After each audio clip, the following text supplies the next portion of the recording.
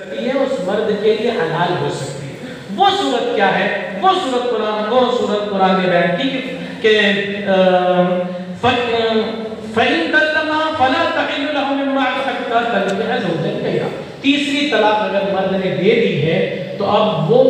اس شوہر کے لیے یعنی بیوی اس شوہر کے لیے حلال نہیں۔ البتہ اگر ایسا ہو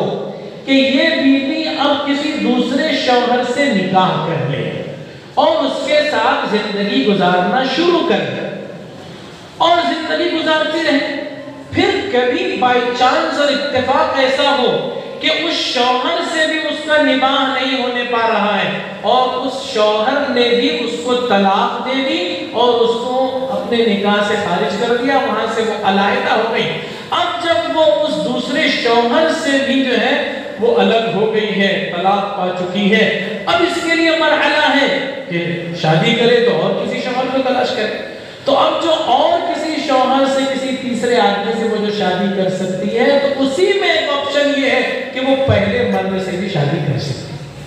اور وہ پہلا شوہر کے لیے کہ وہ کیا ہو جائے گی؟ وہ حلال ہو جائے گی۔ بس یہی جو قرآن مجید نے کہا کہ فَلَا تَحِلُّ لَهُ مِن بَعْدُ حَتَّى تَنكِحَ زَوْجًا غَيْرَهُ، وہیں سے جو ہے فَلَا تَحِلُّ لَهُ سے یہ بات آئی ہے حلالہ کی کہ وہ اس کے لیے حلال نہیں ہوگی سابق شوہر کے لیے جب تک کہ دوسرے شوہر سے شادی نہ ہو، اور شادی ہونے کے بعد پھر اس کو کسی وجہ سے طلاق ہو جاتی ہے تب پہلے شوہر سے وہ نکاح کر سکتے۔ تو یہ جو قرآن مجید کے اندر صورت حال بیان کی گئی ہے یہ ایک اتفاقی صورت حال ہے، یہ کوئی پری پلان چیز نہیں ہے کہ مرد نے اپنی بیوی کو 3 طلاق دے دیا، اب دوبارہ اسی کو لانا چاہتا ہے تو اب کسی تیسرے مرد سے شادی کرے، ایک رات وہاں رہے اور وہ مرد اس کو پھر چھوڑ دے اور پھر یہ عدت گزارنے کے بعد اس کے لیے حلال ہو جائے، ایسا کوئی پری پلان چیز شریعت مطہرہ کے اندر ہے ہی نہیں۔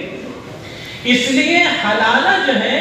یہ کوئی باقاعدہ سسٹم شریعت مطہرہ کے اندر نہیں ہے۔ شریعت میں صرف یہ ہے کہ 3 طلاق کے بعد وہ عورت پہلے شوہر کے لیے اب حرام ہو گئی، حلال نہیں ہے۔ البتہ کسی دوسرے مرد سے شادی کرنے کے بعد اتفاقاً بائی چانس اس سے بھی طلاق ہو جاتا ہے اور اب اس کو پھر شادی کرنا ہے تو جہاں اور کسی تیسرے مرد سے شادی کر سکتی ہے وہیں وہ پہلے مرد کے لیے بھی حلال ہے، اس سے بھی شادی کر سکتی ہے۔ اب آپ بتائیے یہ جو کلیئر کٹ بات ہے اس میں کون سے اعتراض کی بات ہے؟ اس میں کوئی اعتراض کی بات نہیں ہے، لیکن یہ اعتراض پیدا اس لیے ہوا کہ اللہ معاف کرے مسلمانوں نے بھی اس چیز کا غلط فائدہ اٹھایا اور 3 طلاق دے دینے کے بعد بھی اب مرد اور عورت کے اندر یہ خواہش پیدا ہوتی ہے کہ ہم اسی کے ساتھ رہیں۔ مرد بھی چاہتا ہے کہ اسی بیوی کو لائیں اور عورت بھی چاہتی ہے کہ اسی مرد کے ساتھ رہے۔ یہ جو خواہش پیدا ہو جاتی ہے یہی غلط ہے۔ جب یہ خواہش پیدا ہو جاتی ہے کہ اسی سے نکاح کرنا ہے پھر وہاں سے آدمی کا نفس جو ہے وہ اس کو غلط راستے پر لے جاتا ہے اور شریعت نے جو ایک کلیئر کٹ بات بتلائی تھی، ایک واضح حکم بتلایا تھا، اس کو مس یوز کر رہا ہے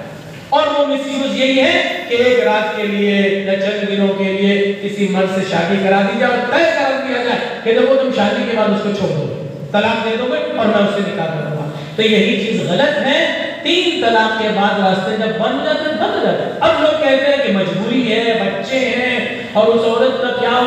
ہوگا، تو سچی بات یہ ہے کہ شریعت کے حکم کے سامنے سر تسلیم خم کرنا چاہیے۔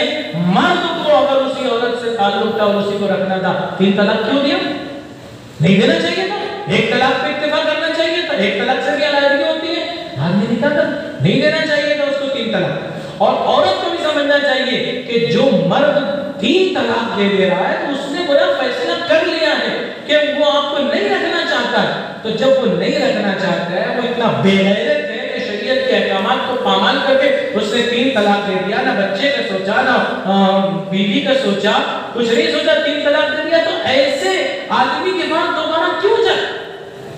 دوبارہ؟ جب ایک مرتبہ اس نے 3 طلاق دیا اگلی مرتبہ بھی دے دے گا،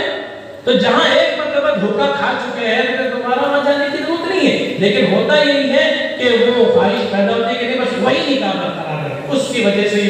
یہ صورتحال پیش آتی، اس کا شریعت سے کوئی تعلق نہیں۔ اسی لیے اسی لیے فقہاء نے یہ مسئلہ بیان کیا، بلکہ فقہاء کیا، اللہ کے رسول صلی اللہ علیہ وسلم نے لعنت فرمائی ہے حلالہ کرنے والے مرد پر اور حلالہ کروانے والے مرد پر۔ فرمایا کہ حلالہ کرنے والے پر بھی اللہ کی لعنت ہے، حلالہ کروانے والے پر بھی اللہ کی لعنت ہے۔ ایک حدیث میں اللہ کے رسول نے فرمایا کہ میں تمہیں اس نر اونٹ کے بارے میں نہ بتلاؤں جس کو عاریتاً حاصل کیا جاتا ہے اپنی اونٹنی سے جفتی کرنے کے لیے، وہ نر جو ہے وہ حلالہ کرنے والا ہے۔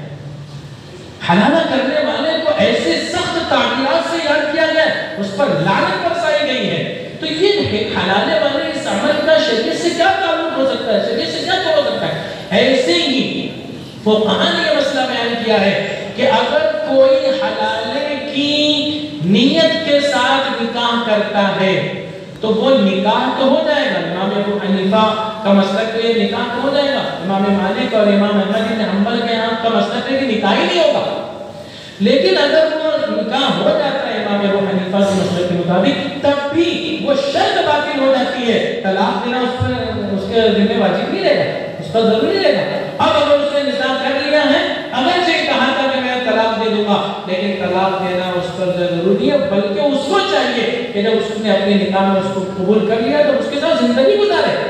کوئی اس کو پریشرائز نہیں کر سکتا کہ تم طلاق دو۔ تو فقہاء نے یہ مسئلہ بیان کیا ہے۔ تو یہ دراصل حلالے کا کنسپٹ ہے، اور اس میں ایک شرط رکھی گئی ہے کہ جب وہ بیوی کسی دوسرے مرد سے نکاح کرے گی تو صرف نکاح اور ایجاب و قبول کافی نہیں ہے، بلکہ اس کے ساتھ شب گزاری بھی ہو، اور شب گزاری کے ساتھ باقاعدہ مرد اس کے ساتھ جو ہے فکری طریقے سے وہ تعلق بھی قائم کرے۔ جب تک کہ یہ نہیں ہوتا ہے اس وقت تک کہ صرف نکاح